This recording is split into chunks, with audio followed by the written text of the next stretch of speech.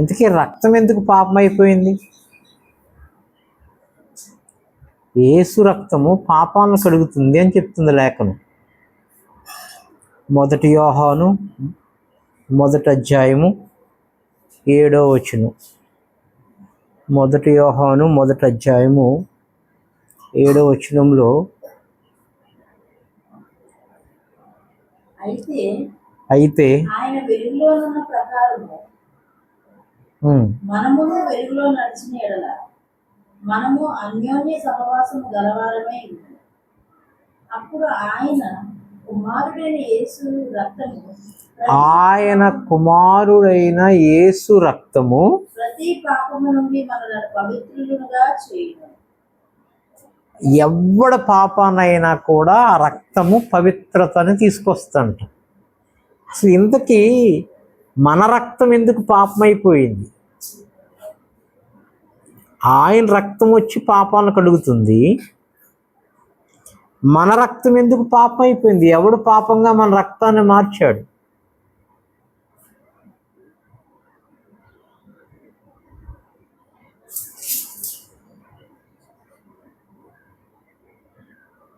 ఆది కాండంలో దేవుడు మనల్ని ఆయన పోలికలోనికి చేసినప్పుడు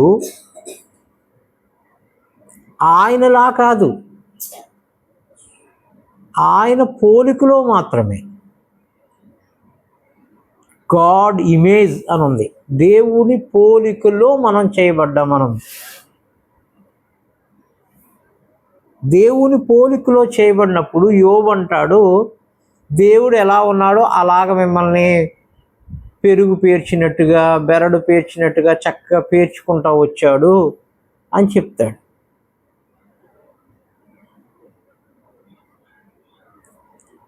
అంటే ఆయనలాగా చేయలేదు మనల్ని, ఆయన పోలికలో చేశాడు అంతే.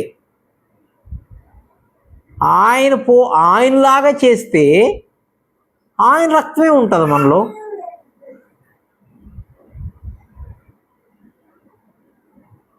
నా పోలికలోంచి వచ్చిన వాడికి నా రక్తమే వస్తుంది,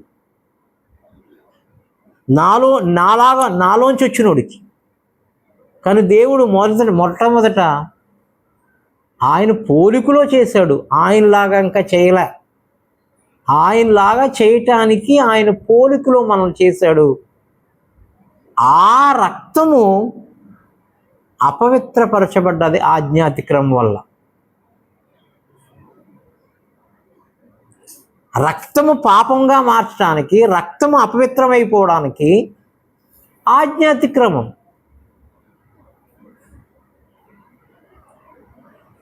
అందుకే వాక్యము దేవుడై ఉన్నాడని చెప్పాడు, ఆ దేవుడు శరీరధారి అయి వచ్చాడని చెప్తున్నాడు. వాక్యము దేవుడై ఉన్నాడంట యోహాను సువార్తలో, ఆ వాక్యము శరీరధారి అయి వచ్చిందంట. మరి శరీరంలో రక్తం ఉంటుంది కదా, అంటే దేవుడు రక్తముగా మాంసముగా మరలా వచ్చాడు భూమి మీదకి. ఒకవేళ దేవుడిలో ఉన్న రక్తాన్నే గనక పోలికలో ఉన్న నాలోనికి చేసుంటే మరలా దేవుడు రానవసరంలా. నా రక్తాన్ని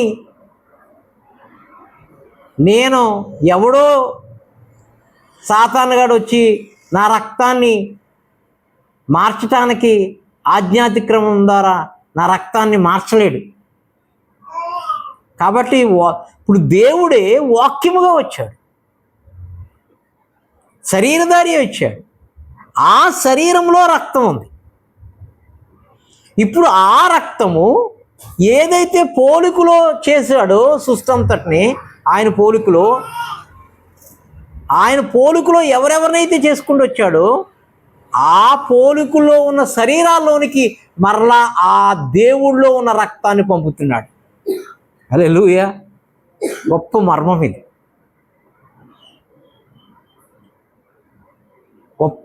గొప్ప సిలువ మర్మం ఇదే. ఎవడైనా ప్లాన్ వేస్తాడు కదా ముందు, ఇట్లా కట్టుకుందాం అనుకుంటున్నాను ఇల్లు, లేకపోతే ఇట్లా ఇట్లా చేసుకుందాం అనుకుంటున్నానని మైండ్లో ప్లాన్ వేస్తాడు కదా, అట్లాంటి పోలికలో చేశాడు అంతే నన్ను. ఇప్పుడు పోలికలో చేయటానికి రాలా రక్తం, ఆయనలాగా మార్చడానికి వచ్చింది రక్తం.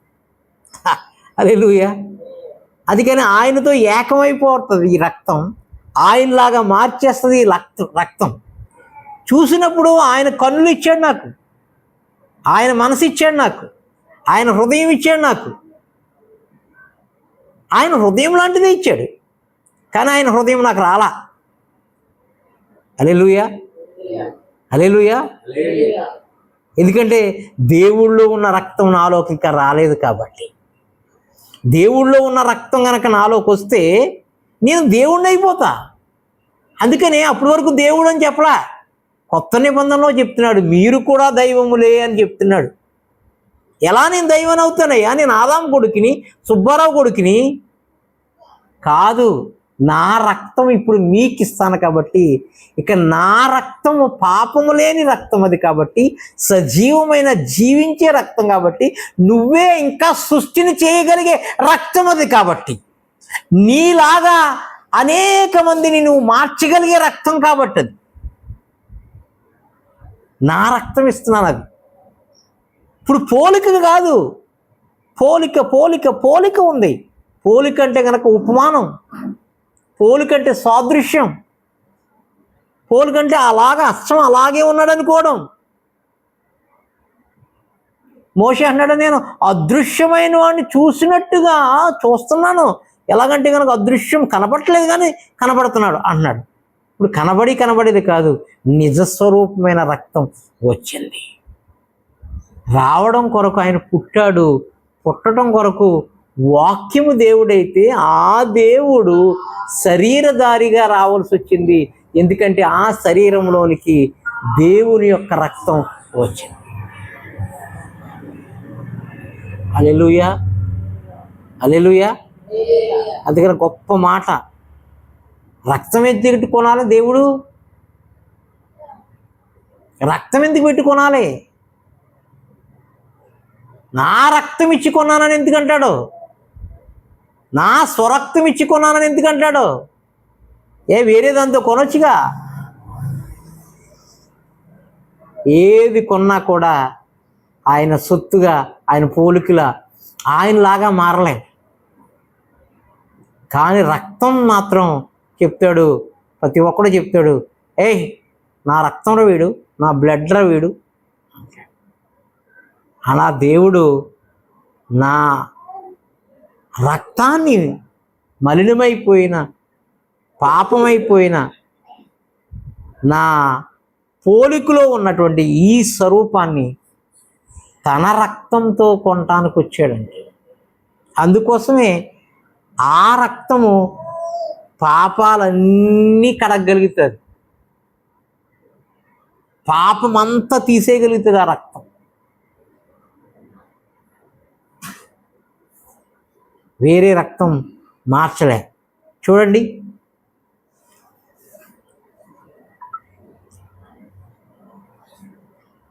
యోహాను సువార్త 1వ అధ్యాయం 14వ వచనం.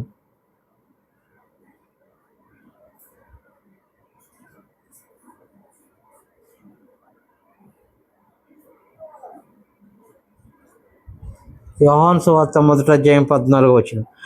ఆ వాక్యము శరీరధారి అయి. ఆగండి, వాక్యము దేవుడు అన్నాడు. ఆ వాక్యముకి శరీరం ఎందుకు వచ్చింది?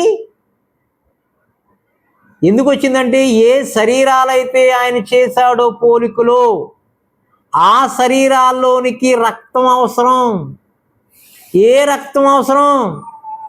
యేసు యొక్క రక్తం అవసరం, వేరే రక్తం కాదు. ఆ రక్తం ఈ సృష్టిని చేయగలుగుతుంది. ఈ సృష్టిలో చేయబడిన, సృష్టి అనిపించుకుంటున్న నేను ఇంకా ఏదైనా చేయగలుగుతాను ఆయన రక్తం ద్వారా. వాక్యము శరీరధారి అయి. వాక్యం దేవుడు కదా, ఎందుకు శరీరము దానికి? ఆ వాక్యానికి శరీరం ఎందుకు అసలు? ఈ శరీరాలను బతికించాలంటే ఒకటే రక్తం.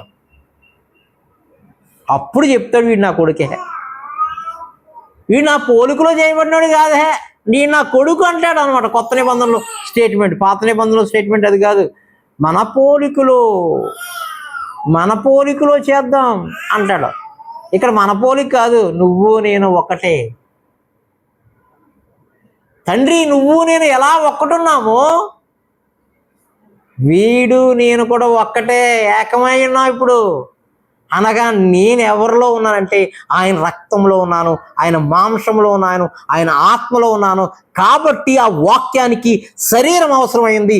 ఈ శరీరాన్ని మరలా కొత్త శరీరంతో నింపటానికి, కొత్త రక్తంతో నింపటానికి. అదే కొత్త నిబంధన రక్తం. హల్లెలూయా. అంటే నేను దేవుడిలాగా మారిపోతానన్నమాట, నువ్వు దేవుడిలాగా మారిపోతావు అన్నమాట.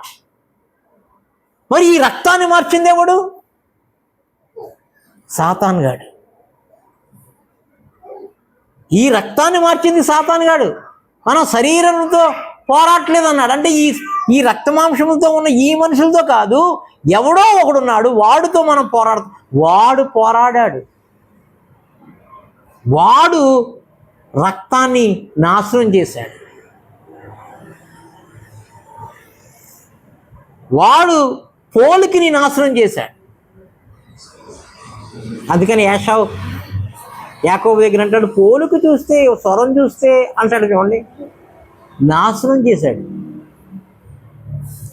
ఆజ్ఞ అంటే వాక్యము దేవుడైతే, దేవుడు వాక్యము శరీరధారి అయితే, ఆ శరీరంలో రక్తం ఉంటే, ఆ శరీరము ఆ వాక్యాన్ని ఎప్పుడైతే నువ్వు కాదన్నావో నీ రక్తం మారిపోతుందని అర్థం. నా మాట మీకు అర్థమైందో లేదు? వాక్యము దేవుడైతే ఆ వాక్యములోనికి శరీరము వస్తే, ఆ శరీరంలో రక్తం ఉంటే, ఆ వాక్యం అనే రక్తం అనే ఆ ఆజ్ఞను నువ్వు ఎప్పుడైతే మారావో నీ రక్తం మారిపోయిందని అర్థం. అది అక్కడ పాపం. రక్తం వచ్చి ఈ రక్తాన్ని ఇలా ఏదో మార్చేసి కలుషితం చేయడం కాదు. వాక్యమే దేవుడు, వాక్యమే రక్తము, వాక్యమే ఆజ్ఞ. ఆ ఆజ్ఞను లోబడినప్పుడు నీ రక్తం మారిపోయిందంతే. అదే ఆదాము అవ్వ చేసిన మొట్టమొదటి తప్పు. హల్లెలూయా, హల్లెలూయా. ఇప్పుడు ఇంతకాలం తర్వాత శరీరం వచ్చి శరీరముగా మారిపోయిందంట. దేవుడు వాక్యమై ఉన్నవాడు శరీరముగా ఎందుకు మారాడంటే, ఎన్నో వేల కోట్ల శరీరాలు ఈ భూమి మీద ఆయన పోలికలో ఉన్నాయంట. అవన్నీ చూస్తున్నాయంట. నీలోంచే మేము వచ్చాము, నీ పోలికలోంచే వచ్చాము. మా ఆజ్ఞాతిక్రమం వల్ల మా రక్తమంతా అయిపోయింది. ఇప్పుడు నీ రక్తం వచ్చి మా రక్తాన్ని, అందుకని యేసు రక్తము ప్రతి పాపము నుండి పవిత్రులుగా చేయను. హల్లెలూయా, హల్లెలూయా, హల్లెలూయా. అందుకు ఆయన రక్తం వచ్చింది. అంటే నేను ఆయన రక్తంలో ఉన్నాను, ఆయన మాంసంలో ఉన్నాను, ఆయన ఆత్మలో ఉన్నాను.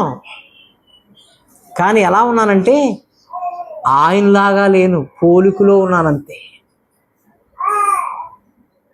ఇదే వాళ్ళ పోలికలో కనపడుతున్నాడండి అంటారు కదా, వాళ్ళ కొడుకులాగా ఉన్నాడు అంటారు, కానీ వాళ్ళ కొడుకు కాదు. హల్లెలూయా. ఎప్పుడు కొడుకు అనిపించుకుంటానంటే రక్తం పంచుకుని పుట్టినప్పుడు. అందుకనే శరీరానికి దేవుడు శరీరం అయిపోయాడు, శరీరము వాక్యమైంది. ఆ వాక్యము శరీరంలోకి రక్తం వచ్చింది, దేవుని రక్తం వచ్చింది. లేకపోతే పరలోకంలోనే ఉండేది దేవుని రక్తం. ఆ రక్తాన్ని ఎవడో తేలేడు భూమి మీద, ఎవడో మోసుకురాలేడు. కానీ ఇప్పుడు ఆ రక్తము కృపగా మన దగ్గరికి వచ్చింది. ఇప్పుడు ఎవడి రక్తం అంటది? నా తండ్రి రక్తం. అపవాది నా తండ్రి కాదు, ఇప్పుడు సాతాను నా తండ్రి కాదు, దేవుని నా తండ్రి సుబ్బారాయుడు రక్తం కాదు నాది. అట్లాంటి రక్తం ఇప్పుడు నీలోనికి వస్తుంది, నీలోనికి వచ్చింది. అందుకని ఆ రక్త మాంసములు తింటేనే నిత్య జీవం అన్నాడు. హల్లెలూయా, హల్లెలూయా. అంటే ఆయనే ఎప్పుడూ నిత్య జీవం కలిగిన వాడు నిత్య నరకానికి వెళ్ళిపోతున్న నాకు ఆయన రక్త మాంసాలు ఇచ్చి నేను ఆయన ఒకేలాగా మార్చడానికి కుమారుడు కృప చూపిస్తూ ఉన్నాడు. హల్లెలూయా, హల్లెలూయా. అందుకనే దేనితోటి కొంటాకు లేదంట, నన్ను స్వరక్తం ఇచ్చి కొనవలసి వచ్చిందంట. చూడండి, ఆదికాండము 1వ అధ్యాయము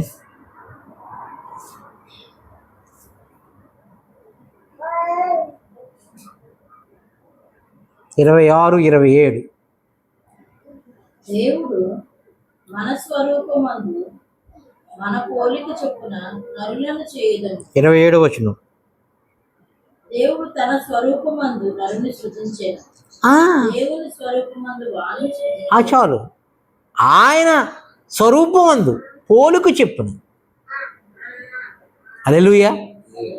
ఇప్పుడు ఆయన పోలిక చెప్పుని కాదు యోహాను భక్తుడు రాస్తున్నాడు, ఆయన వచ్చినప్పుడు ఆయన పోలికలా ఉన్న ఆయనలాగా నేను ఉంటాను. హల్లెలూయా. ఎలా? రక్తము ద్వారా జరిగిన క్రియ. నాకు ప్లేట్లెట్స్ పడిపోయి బ్లడ్ ఇన్ఫెక్షన్ వచ్చేసింది అన్న డాక్టర్ని అనుకుంటున్నానా? అసలు ఆయన రక్తం నాలో ఉంటే, అందుకని ఈరోజు బల్లారాధన పెట్టింది. ఆయన డిఎన్ఏ నాలో ఉంటే నాకు ప్లేట్లెట్స్ పడిపోవడం ఏంటి? నేనే ప్లేట్లెట్లని పుట్టిస్తా. హల్లెలూయా. నాలోంచే ఆయన రక్తం నాలో అన్నిటిని సృజించగలుగుతుంది. హల్లెలూయా. నాలో ఏదైనా పాపము, మలినము, ఆజ్ఞాతికం వస్తే ఆ రక్తము వాటిని తుడిచేస్తుంది, కడిగేస్తుంది, క్లీన్ చేస్తుంది, కాల్చేస్తుంది. హల్లెలూయా. ఎందుకంటే నా బ్లడ్ మా తండ్రిది కాదు, ఇప్పుడు నా పరమ తండ్రిది. మొన్నటి వరకు పోలికలో ఉంది, లేకపోతే ఆదాము నుంచి వచ్చింది, కానీ ఇప్పుడు ఆ బ్లడ్ నా దగ్గరలే. దేవుడనేవాడులో రక్తం ఉందంట, అది పరిశుద్ధమైనదంట. ఆ రక్తం ఎవరినైనా బతికిస్తుందంట. అసలు ఆ రక్తంతో స్పర్మ్ తయారవుతుంది. ఇద్దరు స్త్రీ పురుషులు కలయికి ఒక స్పర్మ్ తయారవ్వాలంటే రక్తమే హెల్దీ ఉండాలి. దాంట్లో 2 ఆక్సిజన్లు ఉంటాయి, ముక్కుతో పీల్చుకునేది ఒకటి, ఆత్మ సంబంధమైనది ఒకటి. ఆ రక్తం కూడా పరిశుద్ధాత్మ ద్వారానే తయారవుతుంది. అలాంటి ఆ దేవుని రక్తము నాలో ఉన్నప్పుడు,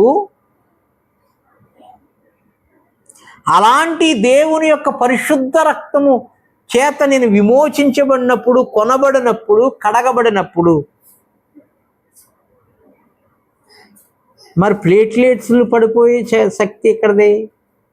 ఎవరు చంపుతున్నారు దీన్ని? ఏ దురాత్మ తీసుకొస్తుంది?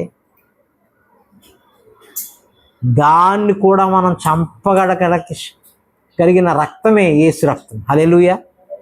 అందుకనే దెయ్యపు శక్తులన్నీ, చీకటి శక్తులన్నీ, మరణ శక్తులన్నీ, ఆ రక్తం ఎదుట పాతాళ శక్తులన్నీ పారిపోతాయని ఉంది. హల్లెలూయా, హల్లెలూయా, హల్లెలూయా. కాబట్టి నీవు నేను మామూలు రక్తంతో కొనబడలా, విమోచించబడలా.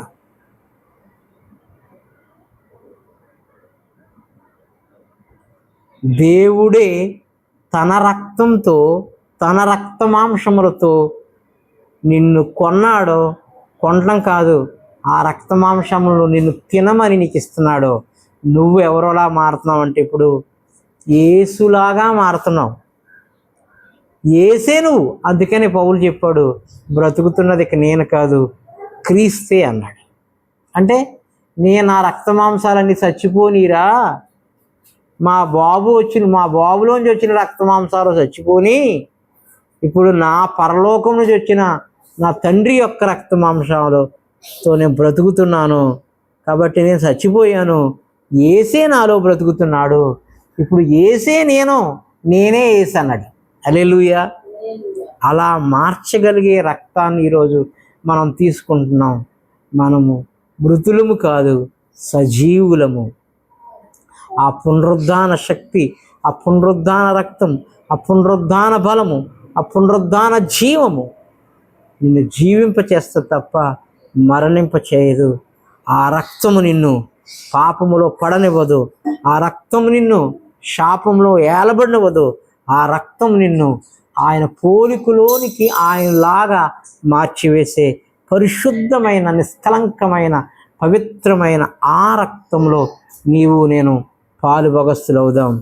ఆయనలాగా సొంత కుమారుడిగా, సొంత కుమార్తెగా మార్చబడటానికి ఆ రక్తం ద్వారా కృపను పొందుకుందాం. యేసు రక్తమే జయం. ప్రభు యేసు రక్తమే జయం. తండ్రి నీకు స్తోత్రం.